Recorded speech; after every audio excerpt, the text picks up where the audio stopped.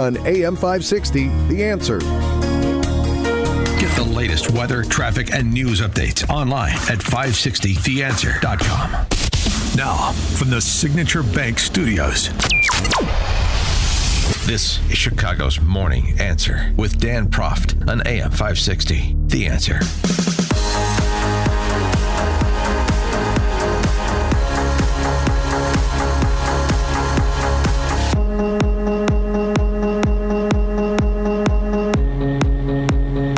Top of the morning, Dan Proft here. American workers saw their inflation-adjusted pay increase, fifth consecutive quarter. The Bureau of Labor Statistics, if you believe such organizations, found that total comp for private sector workers was 3.5% in the 12 months ending in September, while inflation increased at roughly 3%. That left workers with real purchasing power gains of 0.6% for wages and salaries and 0.5% for total comp, including benefits. So why do people protest about a affordability crisis? Why does 60% of the country think it's on the wrong track with their sort of personal finances being the central issue? Maybe it has something to do with house prices and rents. This is something that HUD Secretary Scott Turner talked a little bit about per a study that HUD just did.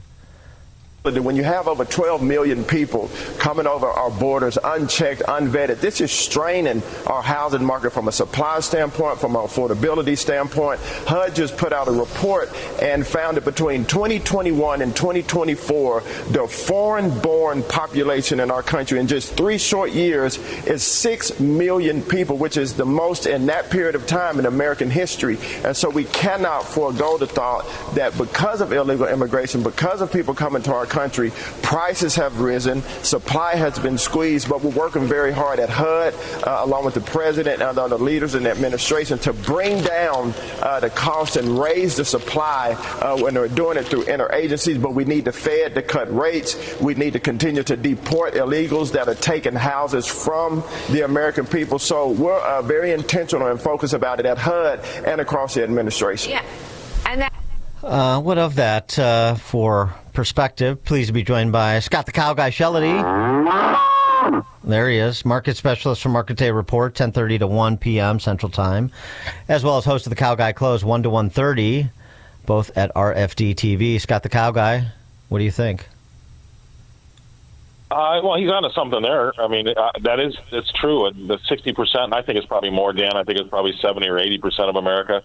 The administration's got to be careful about touting that they've done a great job with the economy because, you know, I don't believe the inflation facts the government put out over the Biden era. But if you believe them, that means that whatever you bought at the grocery store in 2020 for $100 is now only $125. I don't know if there's anybody out there that goes to the grocery store that doesn't think that it's at least $175 now. They're way off on their 25% inflation calculation. So a lot of America can't afford those the rents that have been squeezed. A lot of them, obviously, the affordability of homes. Only 75%, no, it's only 25% of homes fall into the affordable category, which means 75% of homes will cost the average person more than 30% of their income to keep going. So it is a real problem, but it's really down to one thing. If you put $10 trillion into the economy with the false premise of guarding the economic fallout from COVID, the COVID shutdown, you have automatic inflation, and we saw that in 2022 with a 9.1% inflation rate, CPI. Those asset prices, which are going to be land, buildings, and stocks, basically the main big three, you throw gold in if you want, they sometimes quadrupled in price. So the asset price is what's killing people. You can't buy these homes anymore because it was $250,000 in 2019, and now they're $750,000 or more, and that's the problem. So I'm of the argument that you go ahead and lower interest rates. That might bring affordability as far as your mortgage to the forefront. but you might get a 5.5% mortgage, but instead of on 300 grand, because more people got introduced to maybe trying to buy that house, you're going to have a 5.5% mortgage, which is good news, but on 450 grand instead of 300, which is the bad news. Yeah, I mean, I can only assume that's it. I mean, you're just looking at that's the sort of the stability that comes with home ownership, and you think that's, and it's sort of like college education. So many people are wired, and if you think that is out of reach and maybe out of reach long term, then you're going to sour on your outlook for the country and for your place in it a little bit, and maybe that's a dynamic that hasn't exactly been captured in sort of the macro right track, wrong track numbers that are being bandied about. Yeah, I mean, our GDP growth is great. I mean, we're going to be, the Atlanta Fed GDP for the last quarter is expecting 3.5%. That's great. Our earnings, our corporate earnings were fantastic. The big, beautiful bill is going to get some traction at the beginning of the year, and a lot of those folks are going to get some decent rebates, bigger than they've ever had before. There's a lot to be happy about. We've got a 4.4% unemployment rate. But the problem is that you're right. The thing that everybody thinks is part of the American dream is unaffordable. So if you're the average Joe on Main Street, and maybe you're renting, all right, but your rents have only gone up, and if you don't have a 401k and you don't own any land or buildings, all you've done is go to the grocery store every week and pay a 25 to 50% tax on the stuff that you used to buy in 2019. I could understand absolutely why these people, and then on top of it, throw in the specter of AI maybe taking your job away. I understand why they're angry. So I think, I hear it and it makes me angry. But with the Trump administration, they got to get off this idea that you don't understand this economy is really great. Well, it is for the upper 20% that own land, buildings, and stocks. But for the rest of America that are either renting or don't have a ton of those in their portfolio, all they've been doing is getting clipped at the cash register for inflation. And by the way, this is a great lesson for everybody out there on what happens when you have compound inflation.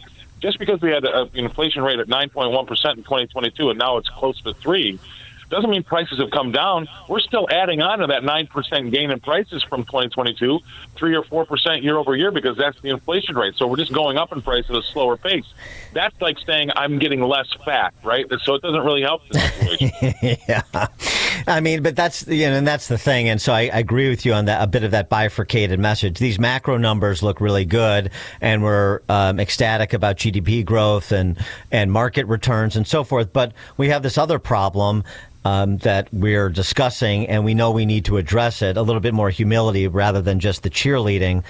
The latest Economist YouGov poll, register voters now, but still, 71% rate the economy as fair or poor, just 1 in 4 calling it excellent or good. A majority believe their children will be worse off financially than their parents.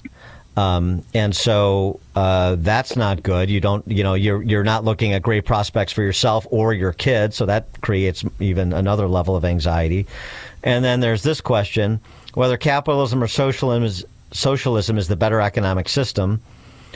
2-1 capitalism, 46-22 versus socialism, but not even a plurality, essentially either understands or believes in a market economy. That's not that encouraging. Well, it's horrible. But to your first point, 1 in 4 think it's doing well. That's that 25-75 that you're talking about as far as that bifurcated economy. The upper 25 that have everything and really benefited. But when you get to the socialism question, it's going to have to run its course. We're going to have a lot more of it. The Democratic Socialists of America are going to get a lot more mayors and a lot more small towns across the country before this is all over, because that 80% or 75% of the country loves to hear the idea of free stuff, because they've been taking it in the pants for the last 5 years because of inflation, and they're only getting a little bit of a break at the gas pump. But when it comes to the everyday items that they're buying, they're still getting hosed. And again, like I said, that compound inflation. Go to the grocery store. If it was $100 in 2020, it's easily $150 now, maybe more. And so that's the problem. And by the way, the other thing that they can't get a hold of, and the Fed can't help with rates, is look at the 3 insurance issues you've got. Your house insurance through the roof, health insurance through the roof, car insurance through the roof. So that's where these people are losing all their money. They don't have enough money. Walmart bragging about their prices have only gone up 1 or 2% because of inflation and tariffs. Well, that doesn't matter if I don't have any money. I mean, that's the problem. They're getting killed in their insurance, and they're getting killed at the grocery store. And unless the administration realizes that, it's going to be a long, 2 years here. Let's talk a little bit about trade. Trump announced this week that he informed President Xi that the United States will allow NVIDIA to ship these microchips, the H200s, to approved customers in China and other countries. Under the terms of the deal, NVIDIA will pay the U.S. government 25% of profits from the sale of H200 chips, and any potential customers will be vetted by the Department of Commerce. He's going to apply the same approach to AMD and Intel and the other great American companies. What do you think about that approach to, the combination of international trade as well as national security, which is always the question when China is involved? I think it's an easy out for him because I don't think China wants those chips anyway. So he can look like he's wheeling and dealing, which I do like the fact that he thinks outside the box. I do appreciate that because he's done some other things I think have been pretty clever, or at least, give him a chance to see if they're pretty clever. I don't like the idea of China having anything of ours right now. I think that they're an absolute adversary. They treat us like one, but we don't treat them like one. And if you judge the Fed if you judge China like I judge the Fed, you will, judge them on what they do versus what they say.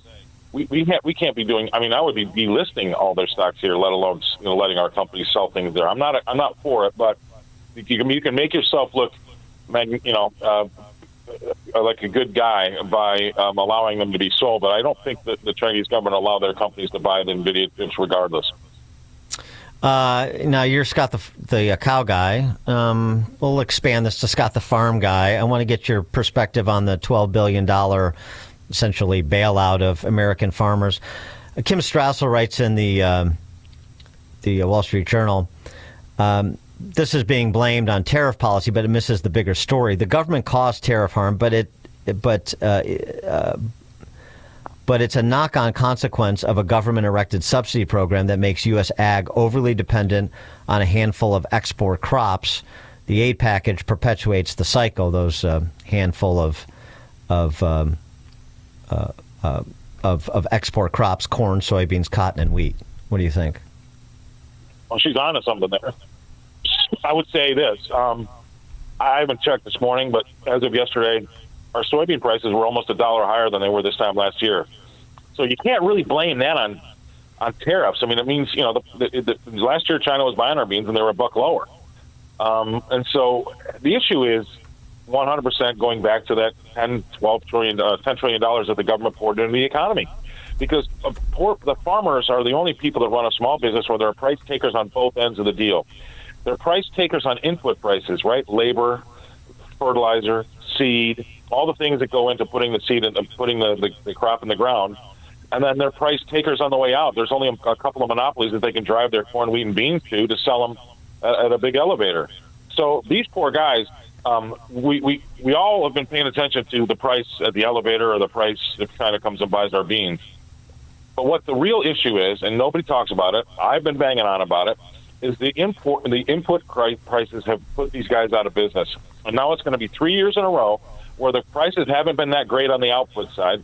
They're still higher than they were last year, but still they're not at levels that the farmer can make a lot of money at because the input prices are so high. And the input prices are high because of compound inflation again, year after year after year. Those prices don't come down where your end price does fluctuate.